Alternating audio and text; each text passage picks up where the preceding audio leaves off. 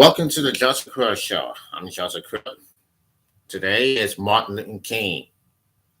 Martin Luther King's birthday, and much more to come. The voting rights and everything that come in the line for this this group. I'm Joseph Crudup. After talking about the Martin Luther King, the voting rights, and more. Months ago, we had Vice President Kamala Harris had given remarks on Martin Luther King Day, and here's what she said about just months ago. Hey guys, we're giving away a ton of these samples today. Just take our quick 2-minute survey and write. I couldn't be more proud right now to be a Black woman, an HBCU graduate, and a member of the oldest Black woman Greek organization, Alpha Kappa Alpha sorority. As I introduce the person who will represent these United States, who's coming to us via live stream, our first woman, Black and Asian, Vice President and HBCU graduate, my soror, Vice President Kamala Harris. Good morning, good morning. Dear Dr. Bernice King, thank you for that introduction and for all that you do every day in your role of leadership. And thank you for the invitation to address this most distinguished group of leaders. I also want to thank Presiding Bishop Michael Curry, Pastor Sam Collier, and all those taking the stage today for sharing your words and your wisdom and encouraging us to fight on, born out of the optimism that we must hold, grounded in our faith. I also want to thank members of Congress who are there and part of this important occasion, including your own Reverend Raphael Warnock, and the members of our administration who are part of this, state and local leaders, activists and organizers, for coming together on this very special day in this most special place. As some of you know, last week I was honored to once again visit your historic sanctuary, together with members of the King family. And it is an honor to be with you today as our nation remembers the Reverend Dr. Martin Luther King Jr. As has been said, as is known throughout the world, Dr. King was a prophet. He was a prophet in that he saw the present exactly as it was and the future as it could be. And he pushed our nation toward that future. Dr. King pushed even as his character was maligned. He pushed even as his family's life was threatened. He pushed even as his own life was in jeopardy. He pushed for racial justice, for economic, and for the freedom that unlocks all of the freedom to vote. Today, our freedom to vote is under assault. In Georgia and across our nation, anti-voter laws are being passed that could make it more difficult for as many as 55 million Americans to vote. 55 million Americans.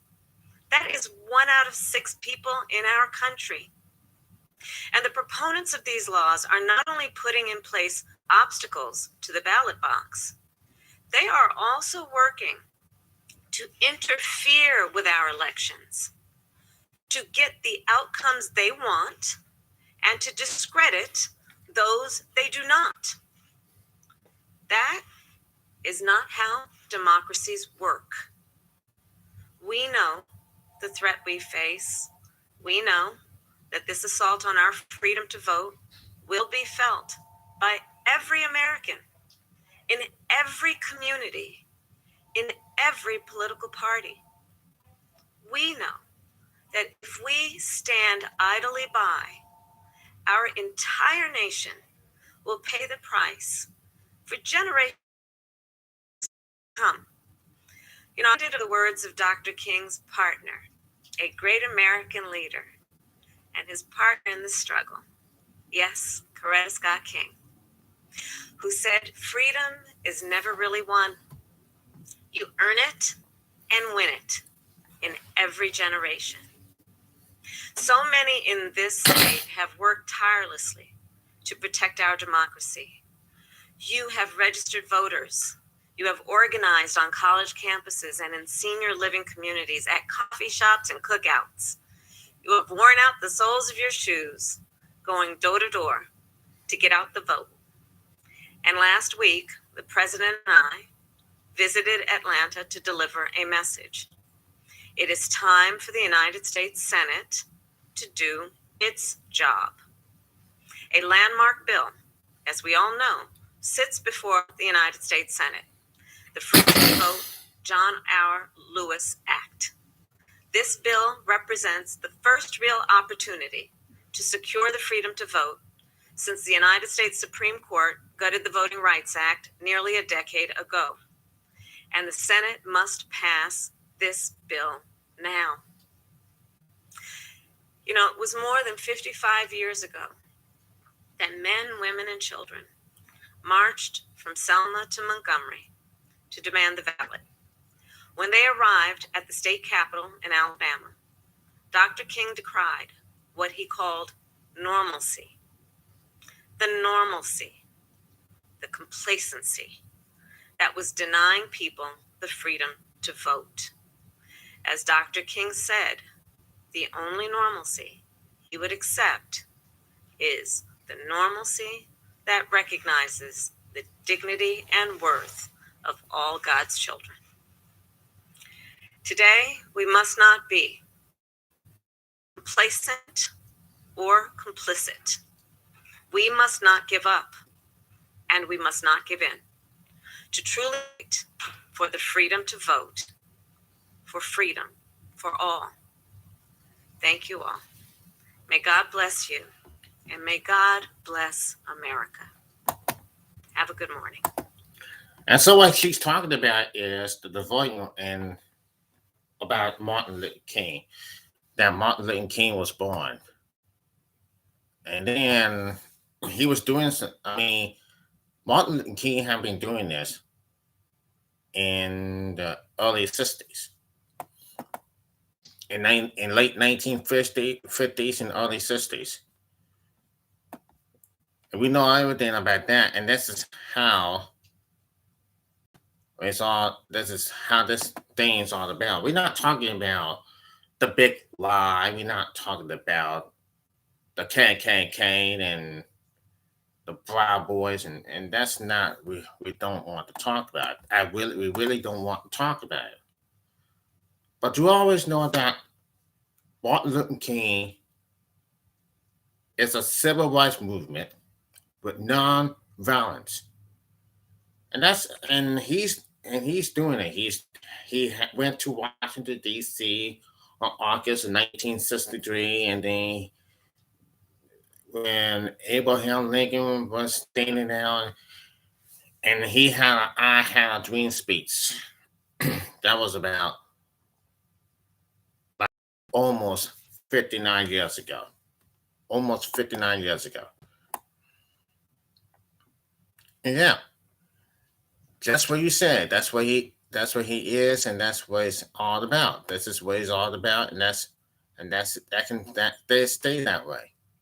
And Kamala Harris did give that speech about an hour ago, just almost an hour ago.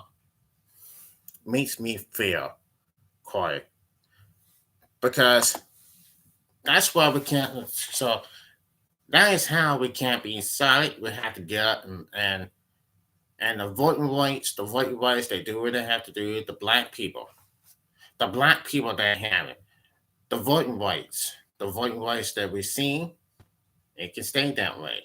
People get up and vote up there in Georgia because the voting rights they had, and the numbers don't lie. The numbers don't lie. It's just the voting rights.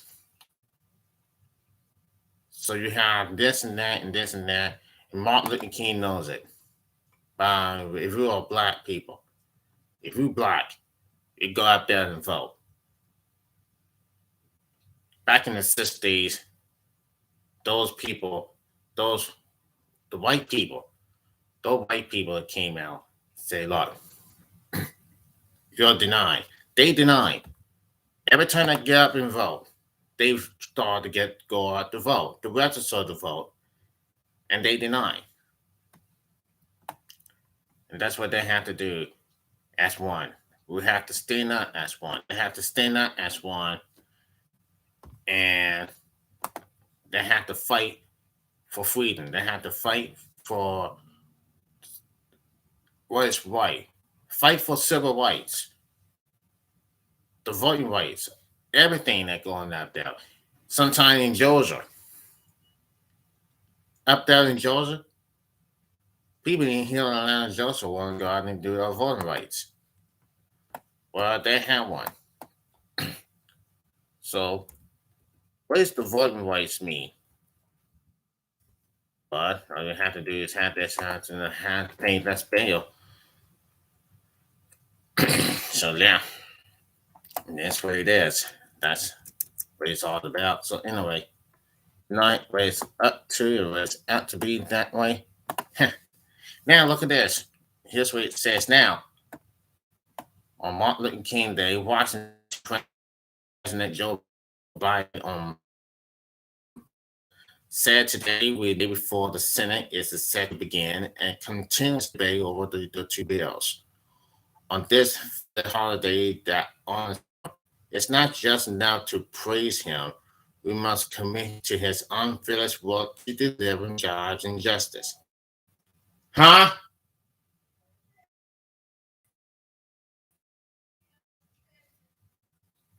Recording remarks to the National Annual Breakfast Honor several rights on the attack on the democracy is real. Vote counts at all. It's all about independence vote, voting super and less subversion.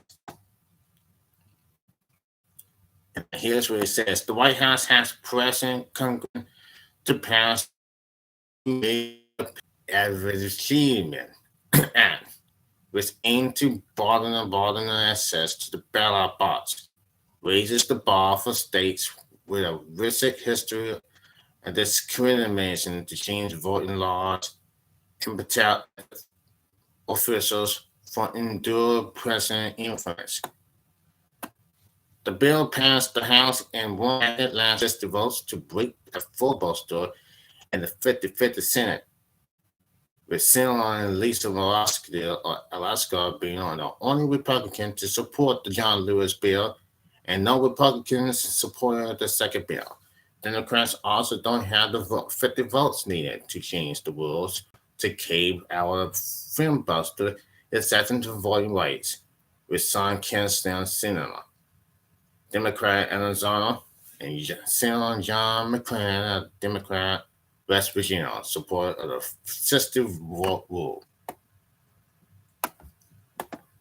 Now, all I can say is people knows about this vote. It's just another thing mess. Now, as it goes on, I'll be right back. So that again, he on 75, right?